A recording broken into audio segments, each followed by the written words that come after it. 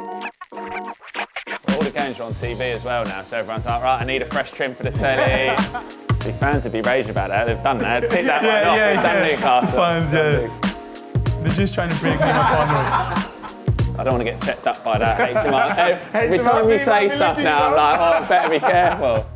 More and more ballers are stepping away from their day-to-day to explore new ventures and interests. Whether it's music, fashion, or anything in between, personalities outside the game are shining more than ever.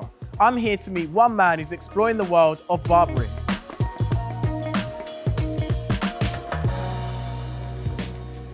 Yes, Michael. Yes, Kevin, how are you doing, mate? Good, man. How are you? Yeah, good. Yes, you Cal. okay? You all right? Yeah, good, man. Good to see you. Good to see you. Right, who's getting in the chair first then? Yeah, I'm up first. Yeah, let's get it.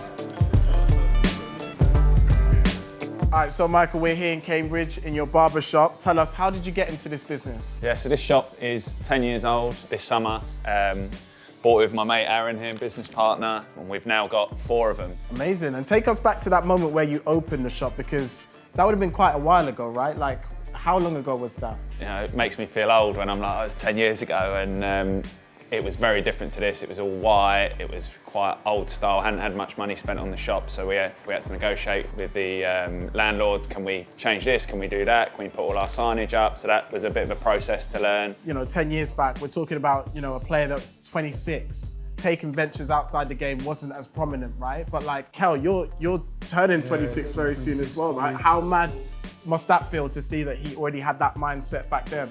See, like, Morrow doing that at my age, opening a business, it just shows you that, like, even now I think it's more encouraged for footballers to look outside of the game for businesses, but it just shows like 10 years ago you had that mindset, so yeah, fair play. You played for your fair share of clubs. Which of your teammates would you say have had the best or the worst trims over your years? Name and shame. To be fair, Kel keeps his right, he's on top of it. We had a Romanian lad, George Puskas, and he had one of them little rat's tails for a little while. That was a bit naughty, yeah, that was a naughty one. More than ever, like, players are thinking about their appearance, right? And they're thinking about not just for their hair, but their fashion as well. We're seeing players on the catwalks. Tell me, like, how much has it changed since you first started in the game? Yeah, I think, you know, people are trying to do things externally, so you see some of the high-profile players on the catwalk and all that, so the runway and whatnot. I think there's lots of people that are taking more self-care when you think about it.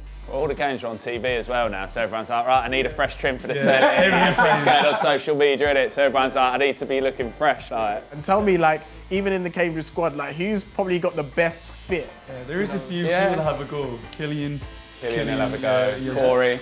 Yeah, Paulie, Don Ball. Yeah, Don Ball likes the old baggy trousers now. He's in slippers, baggy trousers and slippers. Baggy trousers. He says it's style, but I don't know. I'm not sure Paulie can pull them off.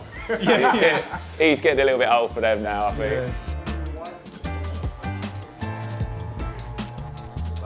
And would you say that there's any, like, clear transferable skills you've taken from your football career that has allowed you to kind of be as successful as you are in business? Yeah, I think there's a lot of talk about the attributes that sport bring and football players in terms of discipline, meeting so many different people and cultures, you know, and being able to have good customer service and the detail that you have to take in as a player that you try and take into that business life. If you had a piece of advice that, you know, young academy ballers like going into the game right now, and what would that be? You have to make sure that, you know, you give your all focus on being a footballer, and then as you get older, further in your career, where you're more assured about yourself, that's when possibly you can look into them avenues of, okay, what do I want to do when I finish? Because you know yourself a little bit more as well, and what you like, what your strengths are, what your weaknesses are. Amazing. And talking a little bit now about the FA Cup, tell us a bit about your history with the Cup and what that's been like. I think when I think of the FA Cup, I think of one of my first years at Cambridge. We got to, I think it might have been the 4th or 5th round. We played Wolves away. We were doing well and ended up losing. Kitely came on and scored a hat-trick, I think it was. I don't want to get checked up by that, HMR.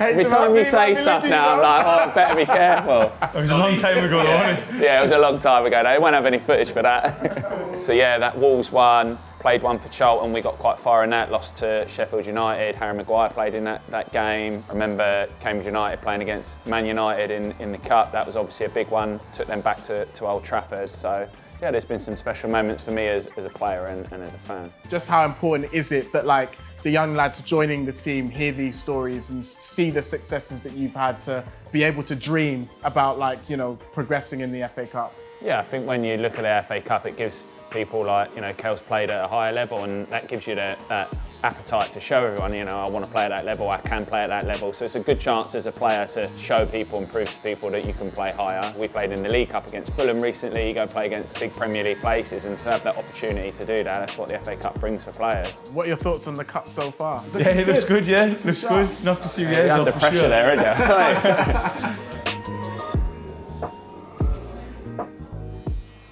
Okay, Kel, you're in the seat now. How are you feeling? Yeah, I'm in the hot seat now, yeah, feeling good. Amazing. I wanted to kick us off with the first question about, you know, the importance of looking and feeling good and how that influences, you know, the Cambridge camp. Yeah, I think obviously that's a big part. Like, you look good, you feel good, and you know, if it's that little 1% on the pitch where you go in with a bit more confidence, and we've got the first round of the FA Cup, and it definitely will be a lot of TV trims for that game. It'll be good to see them all. Obviously, you found yourself a new barbershop. At what point did you figure out that Michael had the barbershop in the business? It's quite obvious because it's one of the first things you say to new players. Is that in the starting text? Yeah, that's yeah. If you need a barbershop, I've got a few for you.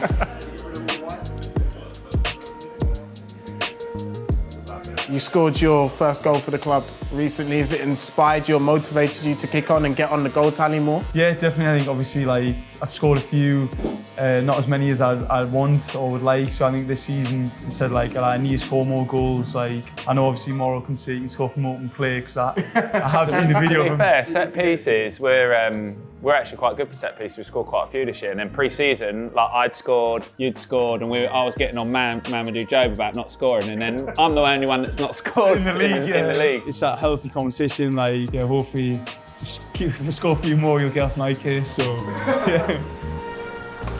You know, with that experience, with that energy, do you feel like, you know, you guys can go far in the FA Cup? Definitely. I think obviously we've got, you know, Chester first round, so we'll be favourites going that game, especially at home. With the squad we have and how professional we are, yeah, we'll hopefully get through this round and then see who we'll get next. What would be your dream draw for Cambridge in the next round? This is an easy answer for me. I'd want to go St James's Park, yeah. play away at Newcastle, yeah. See, fans would be raging about that. They've done that. Tick that one off. They've done Newcastle. Fans, yeah. But then obviously maybe all the fans might think we're favourites to go there and win again. So I would like to personally go back and play there. Amazing. And have you got a dream draw that you would like if you kick on? I'm an Arsenal fan, so Arsenal away, Emirates. That'd be the one. Yeah. Two big sides. That would be some defending for us that game. Yeah, you always see that. Everyone says, oh yeah, I'd like to do Man City and that, and you think, it's a bit of a tough one for the defenders. Yeah. As players, it must be a dream to be able to, you know, be a part of a major cup upset one day. Obviously, Morrow will have, and I have as well, played Premier League teams in cup games, and so far I've been lucky enough to beat one of them. But yeah, that would, like I said before, you know, that's our final in the FA Cup. Like, looking ahead and the FA Cup, like what makes that sort of competition special? Like you watched the FA Cup when you were a kid. Like I remember, you know what I mean, like upsets, and I remember my first FA Cup game, and it's like I'm now playing in the FA Cup. Even though I, you know, made my debut in the league and stuff, it was like the FA Cup was just more special, and everyone loves it, and the fans love it. Everyone buys into it. So yeah, it's some special memories. What do you get up to, like when you're not like training with the squad? So yeah, there's a group that plays paddle after training. Yes. So we're on the paddle hype. And Who's your partner? yeah. There was a bit in the changing room the other day when they was like, oh, Kel might not be. He's talking about paddle, he might get subbed. Oh no! So they're just trying to break me and my partner up. We've not managed to win. Okay. But yeah, they're trying to break me and my partner up, and then I had to rebel, and you know, I left a towel out and tried to frame someone for a fine, and it got a bit spicy on the Friday. But no, yeah, Shane Lavery's my partner, and he always will be. Who would you say is the best paddle player in the squad? I don't even want to say, but Gibbo and Pers. Yeah. They're a partnership, and they just think the mint, and it's just something that needs to end, because we need anyone in Cambridge, if you're good at paddle, we need you to come and beat them, because I'm calling them out, like they think they're too good. Wow. So, but me and Shane can't beat them, so we'll try 2 times. So we need another partnership. culture is a big thing, you know, within a football camp, right? And we know that fashion is quite huge. Have you got any stories of where, you know, a player's fashion just has missed completely? Obviously, Morrow can vouch for me when I say this. I wasn't even at the club, but it's like a story that gets recycled every Christmas do about Paul Digby that was at the club, and he turned up at Christmas do, and he was wearing a Gucci belt. And he's not one for major fashion, but he had to point out that he had it on. So he looked at one of the lads and pointed at his belt and said, Gucci. So it's so out of character. He's one of great You can only say lads. that now he's left, because he'd be smashing in trading if Yeah, he I said would say that, because he's a great lad, like just a normal lad from Barnsley, but he just came out with that, and because it was him, it made it 10 times funnier. Best of luck. Thank you. Thanks In for coming the down. first Nice round. one. Thank you. And I think, you know what? It's time for me to get my own trim.